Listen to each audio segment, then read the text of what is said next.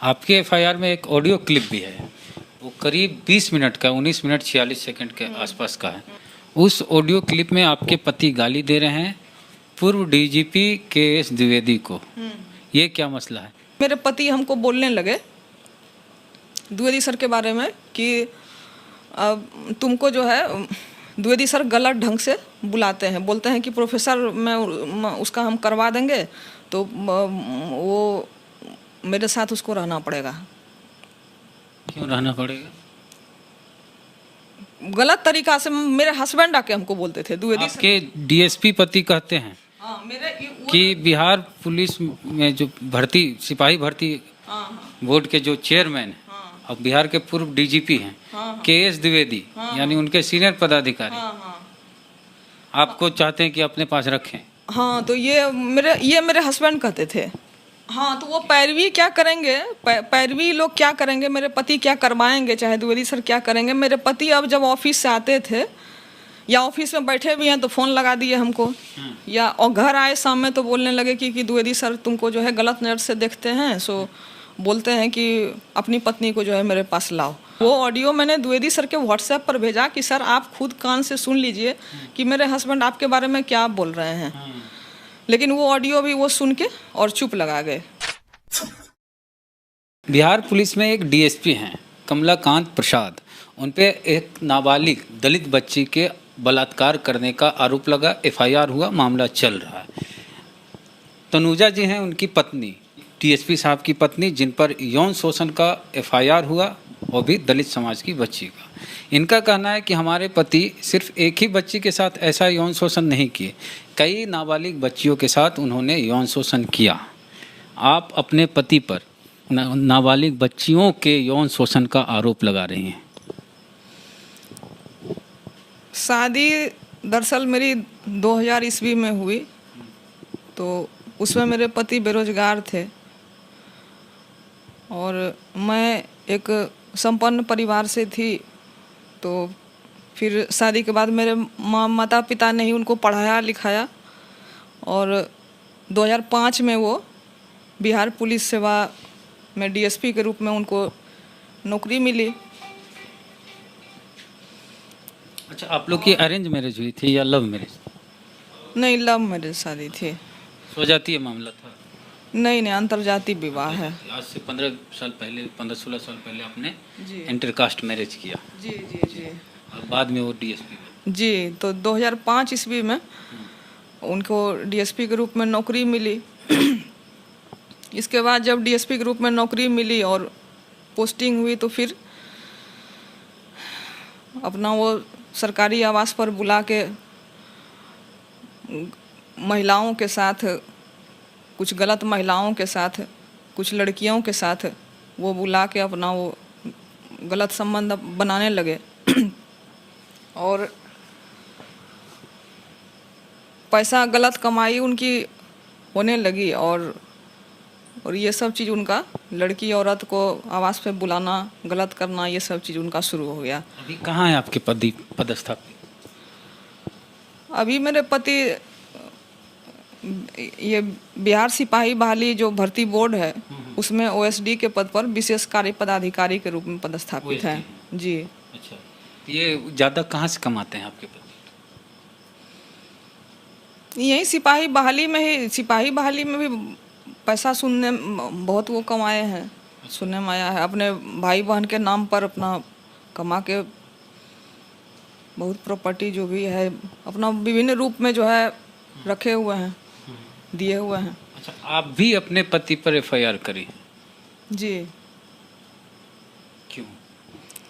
तो वो जो लड़की वाला जो इनका शुरू हुआ 2005 में, जब इनको नौकरी मिली डीएसपी के रूप में, इनकी पदस्थापना हुई, तो गलत कमाई, फिर इनका जो गलत दुष्कर्म कुकर्म था वो अपना जो शुरू हो गया, तो उसका हमने विरोध करना शुरू किया। शुरू में कुछ पैसों के लिए भी इन्होंने इनके भाई बहन, अपने भाई बहन के साथ मिलकर इन्होंने काफ़ी प्रताड़ित किया और बहुत पैसे मैंने दिए भी अपने माता पिता से। आपको प्रताड़ित करते थे पैसों? जी जी। तो हाँ, डीएसपी साहब और इनके भाई बहन जो भी इनके ये 8 भाई बहन हैं अपने, तो सब मिल के अपना मेरे साथ मारपीट गाली गलौज तो फिर कुछ पैसे अपना बहुत बार माता पिता से हम लेके इनको दिए भी। फिर अपना ये जो 2005 में इनको जो नौकरी मिली, तो वो लड़की सब वाला जो इनका चलने लगा, अपना कुकर्म दुष्कर्म जो भी इनका था, तो उसका मैंने विरोध करना शुरू किया। तो उसमें भी इनके भाई बहन, उस काम में भी इनके भाई बहन इनका सहयोग करते थे, लड़की के साथ गलत करने में। आपकी तो लव मैरिज थी जी। तो कितने साल आप लोग का रिलेशन रहा, उसके बाद आपकी शादी हुई? 1 साल, 2 साल, 3 साल? रिलेशन ज़्यादा दिनों तक नहीं रहा हम लोगों का। रिलेशन तो परिचय हुआ और 4-5 महीने के बाद ही शादी हो गई। उसके बाद शादी के कितने दिन बाद वो डीएसपी बने? शादी के 5 साल के बाद वो डीएसपी बने। अच्छा, ये 5 साल जो थे जी। या 6 महीना शादी के पहले और शादी के बाद 5 साल, इन 5.5 साल में कभी ऐसा लगा कि उनका चरित्र ऐसा है कि लड़कियों के प्रति या फिर महिला का यौन शोषण के प्रति वो इस तरह की सोच रखते हैं, ऐसी हरकत करते हैं? हाँ, शादी के बाद कुछ कुछ लगने लगा कि हाँ इनका जो है चरित्र ठीक नहीं है। लेकिन फिर मुझे लगा कि चलो अब शादी हो गई है तो अपना धीरे धीरे नौकरी वगैरह मिल जाएगी तो अपना जिम्मेदारी इन पर आएगी तो अपना ये सुधर जाएंगे। लेकिन ऐसा हुआ नहीं। जॉब जब हुआ, जब इनके पास पावर आया, पैसे आने लगे, तो इनका नेचर जो है और इस सब मामलों में और ख़राब हो गया। तो इधर आपके ऊपर काउंटर एफआईआर उनके द्वारा किया गया, आपने उन पे एफआईआर किया, आपने क्यों केस किया उन पे अभी फरवरी में? जी। तो अपना इसी तरह से ये दौर इनका चलने लगा प्रताड़ना का, कि अपना ये आवास पे लड़कियों को अपना बुला लेते थे और मैं विरोध करती थी। बच्चे थे, अब तो ये सब चीज़ अच्छा नहीं लगता है, किसी भी महिला को अच्छा नहीं लगेगा। तो उसमें ये और इसके भाई बहन लोग मिलके मेरे साथ मारपीट करते थे। तो ये दौर अपना चलता रहा। इसी बीच में मैं प्रतियोगिता परीक्षा की तैयारी करने लगी कि शायद कहीं जॉब वगैरह मिल जाएगा तो मेरे बच्चों के लिए के भविष्य के लिए अच्छा रहेगा। ये लगता है कि इनका नेचर सुधरने वाला नहीं है।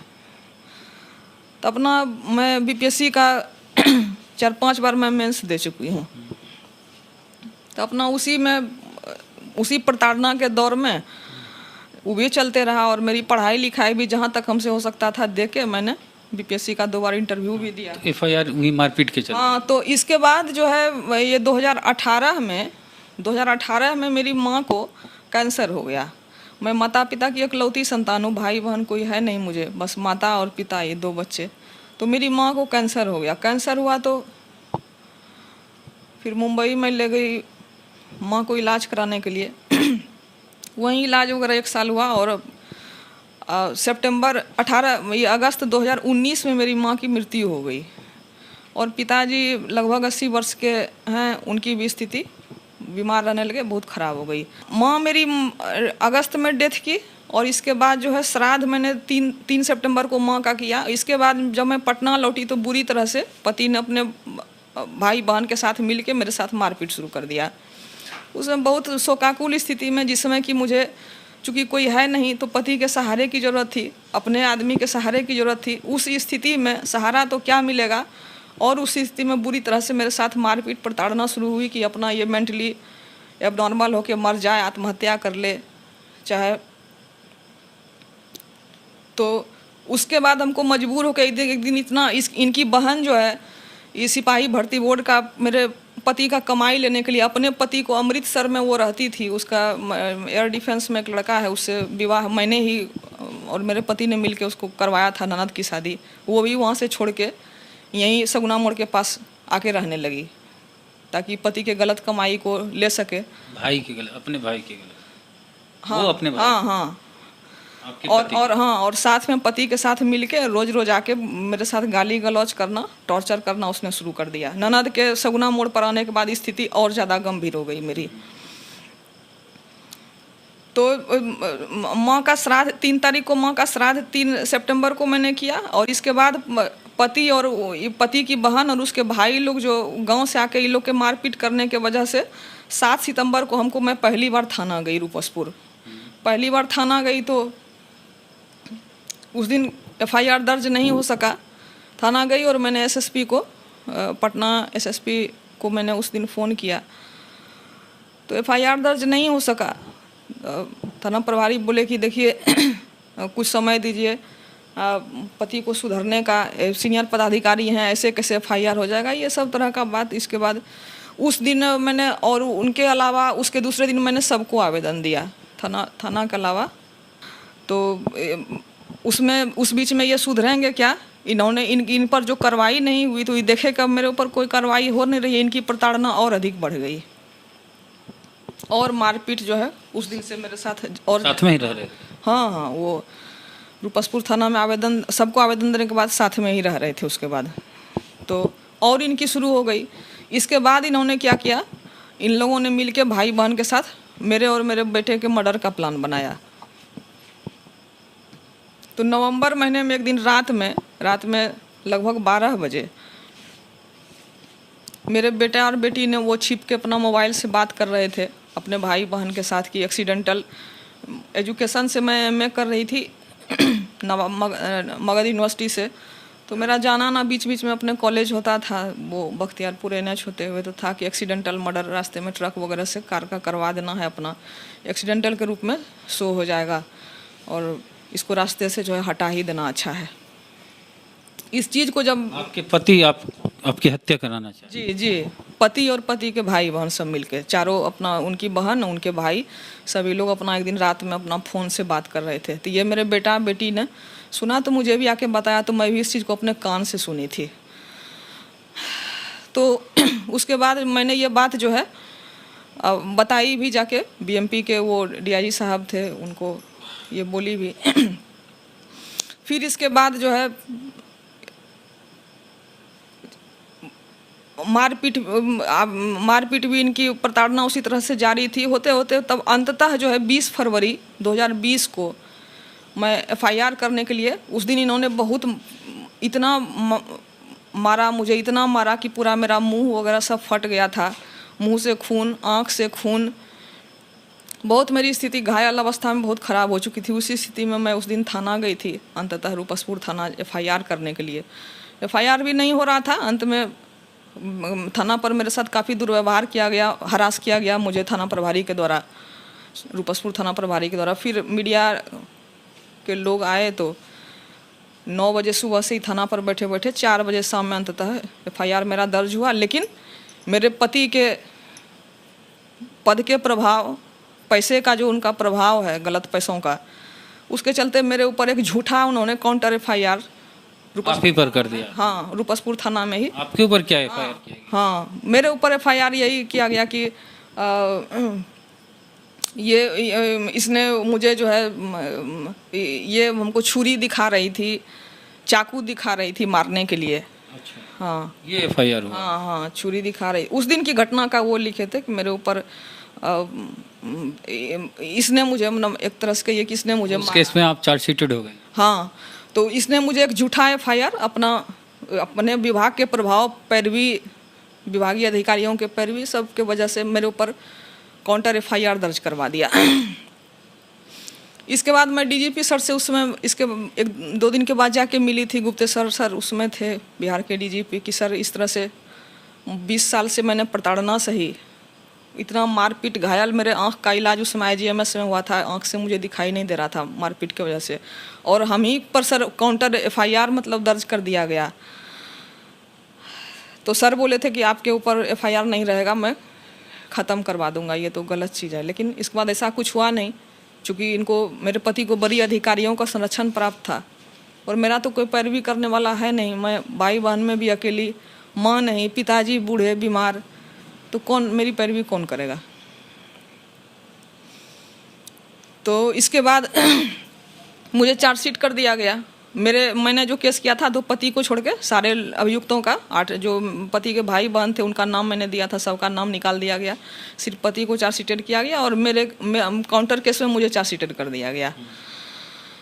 अब चार्जशीटेड करने के बाद जो है, इस बीच में इनके भाई बहन ने कई बार गोला रोड स्थित मेरे आवास पर आके स्वयं भी आके और 1-2 अपराधियों के साथ भी आके कई बार जान से मारने की धमकी दी कि गोलावर्ड का आवास जो है हम लोग के नाम पे कर दो और अपने पति को तलाक देके तुम अपने घर जो है पैतृक घर अपने चली जाओ बच्चों को लेके। आपका जो एफआईआर है, आपके एफआईआर में एक ऑडियो क्लिप भी है, वो करीब 20 मिनट का, 19 मिनट 46 सेकंड के आसपास का है। उस ऑडियो क्लिप में आपके पति गाली दे रहे हैं पूर्व डीजीपी के.एस. द्विवेदी को। ये क्या मसला है? उसमें जब ये आपका केस के पहले जब मैंने एफआईआर दर्ज किया था, उसके पहले मेरा मतलब सितंबर में जो मैंने पहली बार आवेदन दिया था, उसके बाद और केस दर्ज करने के पहले के बीच की ये घटना है। तो मेरा UP Uttar Pradesh assistant professor में मैंने रिटर्न का एग्ज़ाम क्वालिफाई किया था। वहाँ जो प्रोफेसर की जो बहाली होती है रिटर्न और इंटरव्यू उसमें होता है, तो रिटर्न में मेरा संयुक्त से रिजल्ट आ गया था। तो इंटरव्यू था मेरा होने वाला इलाहाबाद में। तो मेरे पति उसमें जो मैंने आवेदन दिया था तो उसी में सितंबर में, तो उसमें बोले कि चलो जो मेरे एक चेयरमैन हैं के.एस. द्विवेदी सर, पूर्व डीजीपी हैं, तो वो तुमसे मिलना चाहते हैं। सो तुमसे ये सब थोड़ा बात भी करेंगे, ये सब जो हम लोग के बीच झगड़ा लड़ाई हो रहा है काउंसलिंग टाइप का कुछ बात करेंगे, और तुम्हारा प्रोफेसर में पैरवी हम जो है तुम्हारी पैरवी हम करवा देंगे। आप बोले थे अपने पति को कि पैरवी करा दीजिए? नहीं नहीं नहीं, द्विवेदी जी तो अभी वही सिपाही भर्ती में अध्यक्ष हैं अभी ना? जी जी, मैं नहीं बोली थी, मुझे तो पता भी नहीं था कि द्विवेदी सर कौन है। द्विवेदी सर डीजीपी भी पूर्व रहे हैं, ये सब मुझे कोई जानकारी नहीं थी, क्योंकि मेरी माँ को कैंसर था और उसके तनाव में इतना थी कि कौन इनके चेयरमैन है नहीं है, ये सब मुझे कोई जानकारी नहीं थी। इन्होंने ही बताया कि वो उत्तर प्रदेश के ही रहने वाले हैं और उनका यूपी में भी हो पैरवी उर्वी है, सो चलो देखते हैं तुम्हारे लिए कुछ मतलब प्रयास करते हैं। तो ये ले गए वहाँ हमको, उनके ये पर आवास पे लेके गए थे। मेरे हस्बैंड के साथ मैं गई थी मिलने के लिए। तो उसी क्रम में दो बार मैं मिली उनसे, सर से। तो ये सब भी जो घरेलू जो ये हम लोगों का जो तनाव था हस्बैंड वाइफ का, इसके बारे में भी वो बात किए। तो मैं उनसे भी ये सब बात बताई। जब वो पूछे हमसे कि आप लोग का जो ये लड़ाई झगड़ा इस तरह से है, तो मैं उनको बताई कि सर हाँ इस तरह से ये करते हैं, लड़कियों के साथ गलत करना वो करना, सो सर उसी में विरोध करने पर ये मेरे साथ मारपीट करते हैं। तो आप सर इनके सीनियर हैं, आप इनको समझाइए कि जैसे परिवार में रहता है आदमी उस तरह से रहे। तो ये हुआ था। तो फिर इसके बाद जो है 2 बार मिलने के बाद ये मेरे पति हमको बोलने लगे द्विवेदी सर के बारे में कि तुमको जो है द्विवेदी सर गलत ढंग से बुलाते हैं, बोलते हैं कि प्रोफेसर में उसका हम करवा देंगे, तो वो मेरे साथ उसको रहना पड़ेगा। क्यों रहना पड़ेगा? गलत तरीका से मेरे हस्बैंड आके हमको बोलते थे द्विवेदी सर। आपके डीएसपी पति कहते हैं कि बिहार पुलिस में जो भर्ती सिपाही भर्ती बोर्ड के जो चेयरमैन हैं और बिहार के पूर्व डीजीपी हैं के.एस. द्विवेदी, यानी उनके सीनियर पदाधिकारी आपको चाहते हैं कि अपने पास रखें। हाँ, तो ये मेरे हस्बैंड कहते थे। अच्छा। द्विवेदी सर से जो मैं मिली तो वो वही सब बात हुई कि भाई आप थोड़ा लड़ाई झगड़ा जो हो रहा था उसके विषय में। वो तो पहली मुलाकात या दूसरी हुई कि आपने अपने पति की शिकायत की द्विवेदी जी? हाँ, इनके पति के सामने ही। अपने पति के सामने? पति के साथ ही मिलने गई थी। आपके पति कहते हैं कि के.एस. द्विवेदी कहते हैं। हाँ, तो वो पैरवी क्या करेंगे, पैरवी लोग क्या करेंगे, मेरे पति क्या करवाएंगे, चाहे द्विवेदी सर क्या करेंगे। मेरे पति अब जब ऑफिस से आते थे या ऑफिस में बैठे भी हैं तो फ़ोन लगा दिए हमको, या और घर आए शाम में तो बोलने लगे कि द्विवेदी सर तुमको जो है गलत नज़र से देखते हैं, सो बोलते हैं कि अपनी पत्नी को जो है मेरे पास लाओ, सो तुम जो है। तो हम बोले वो ऐसा क्यों बोलेंगे, तो नहीं वो ऐसा बोलते हैं। तो हम बोले तुम बोलते हैं तो हम मतलब क्या करें, छोड़ दीजिए, हमको पैरवी वगैरह नहीं करवाना, यही उस ऑडियो में है भी। बोले पैरवी वगैरह हमको नहीं करवाना है, छोड़ दीजिए। तो तुम जो है उसको चल के मारो, उसको द्विवेदी को पटेल भवन चल के मारो। तो हम इनको बोले भी कि भाई हम क्यों मारे, हम उनको क्यों मारे, जब आपको वो बोल रहे हैं तो आप ना उनको मारिएगा। क्या भाई आपकी पत्नी को बोल रहे हैं? हाँ, कि आपकी पत्नी को बोल रहे हैं, हम क्यों मारने के लिए उनको जाएं। तो ये हमको इस तरह से पति जो है बोलने लगे कि नहीं द्विवेदी सर को मारो, ये करो वो करो। तो इसके बाद इलाहाबाद मेरा इंटरव्यू था, तो इंटरव्यू में इलाहाबाद गई देने, अपना इंटरव्यू देके। अच्छा, द्विवेदी जी से कभी मिले आप? कि द्विवेदी जी आपके बारे में मेरे पति कहते हैं कि हमारे साहब बुलाते हैं घर में, मतलब गलत तरीके से, गलत निगाह हम पर रखते हैं। हाँ जी, तो इसके बाद मैं द्विवेदी सर के ऑफिस गई थी, ये सब चीज़ से ऊब के कि पता नहीं लोगों की क्या साजिश है इस तरह से कि पटेल वन में चल के मारो। अब हम उनको सोचिए पटेल वन चल के मारेंगे, वहीं डीजीपी सर बैठते हैं, सब बैठते हैं, तो अब क्या ये मेरा पति करवाना चाहता था? द्विवेदी सर क्या इनको कहते थे वो हम नहीं बता सकते हैं इन दोनों के बीच की, लेकिन मैं उनके पास गई थी, द्विवेदी सर के पास बच्चे के साथ गई थी, बच्चों को लेकर गई थी मिलने कि सर आपसे मिलना है हमको। और मिल के मैं बोली कि उनके स्टाफ भी उस समय द्विवेदी सर के साथ ही थे, मैं बोली कि सर आप हमको इस तरह से गलत ढंग से आप बुलाते हैं? तो सर बोले कि नहीं मैं क्यों बुलाऊंगा, तो हम बोले बुलाते नहीं हैं। बोले हम बोले कि मैं ये नहीं कर रही हूँ सर, ये आपका ओएसडी कर रहा है, मेरा पति कर रहा है, और इसके चलते सर मेरे साथ मारपीट हो रही है, पैरवी वगैरह तो सर हुई नहीं, दूर की बात है, ऊपर से इस तरह से मेरा डेली घर में टॉर्चरिंग हो रहा है कि आप हमको बुलाते हैं और वो कहते हैं कि चल के उनको मारो, तो आप सामने में बुला के पूछिए, पूछताछ करिए। तो इस पर वो इनकार कर गए सर द्विवेदी सर। नहीं, हम ऐसा नहीं कहें। हाँ, बोले कि नहीं हम ऐसा नहीं कहे हैं। तो हमने सर नहीं कहे हैं तो पूछवाइए मेरे हस्बैंड को बुला के सामने में। तो इस पर वो जो है कुछ नहीं बोले, चुप लगा गए एकदम, और बोले कि छोड़िए हटाइए अब ये सब बात को। फिर इसके बाद मैंने जो है वो ऑडियो, चूंकि मेरे पति लगातार टॉर्चर कर रहे थे हमको, तो इसके बाद फिर मेरे हस्बैंड ने ऑफिस से बैठते थे तो फ़ोन करते थे जाके कि अरे वो द्विवेदी बैठा हुआ है, सो आके उसको यहाँ उसकी पिटाई करो, उसको ये मारो, उसको पटेल वन में बेइज्जत करो।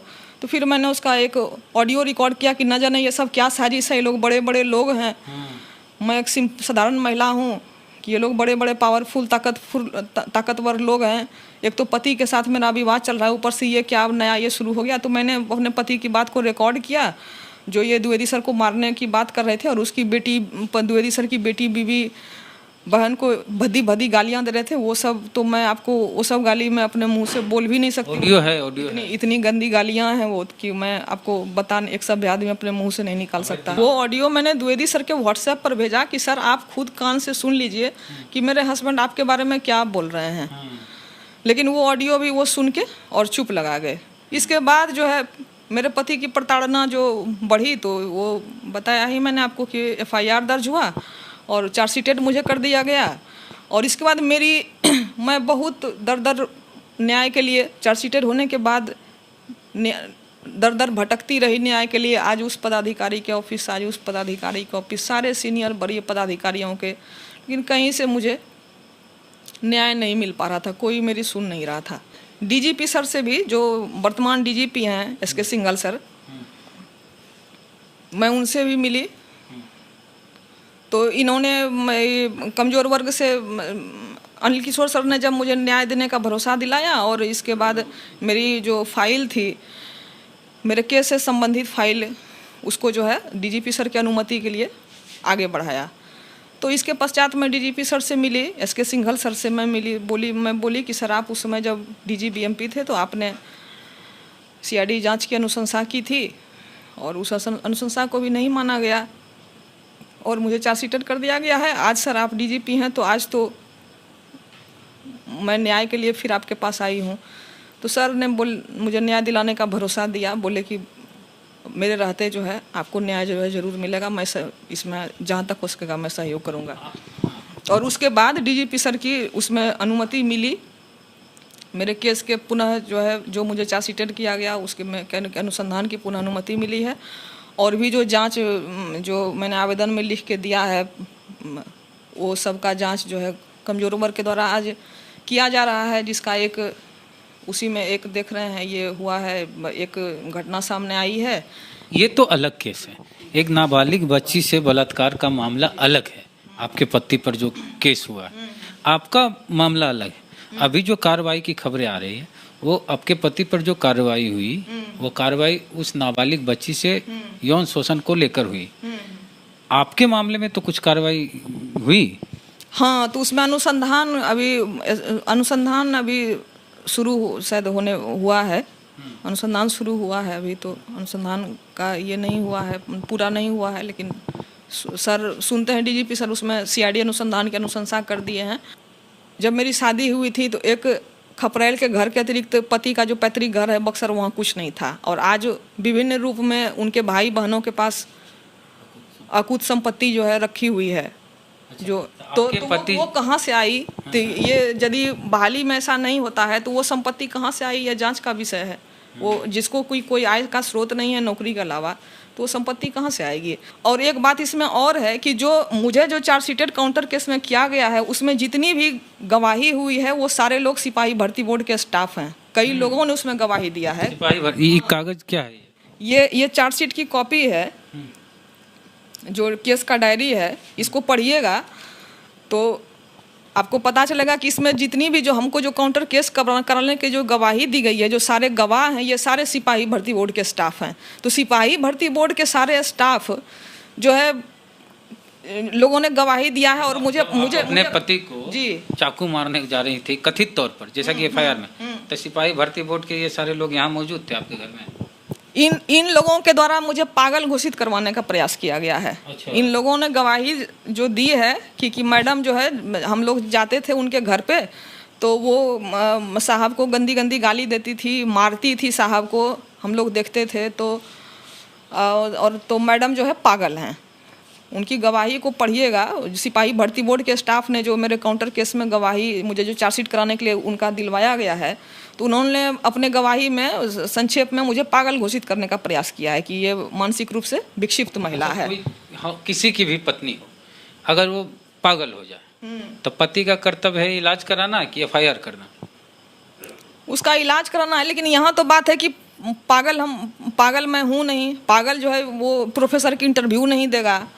पागल जो है पढ़ाई हायर एजुकेशन के लिए प्रयास नहीं करता है। वो तो कोशिश वो तलाक के लिए ऐसा कर रहे थे, क्योंकि पागलपन के आधार पे तलाक मिलता है, इसलिए मेरे पति ऐसा कर रहे थे। तो ये हो सकता है कि आपके पति ये कह रहे हो कि द्विवेदी जी ऐसा बोलते हैं।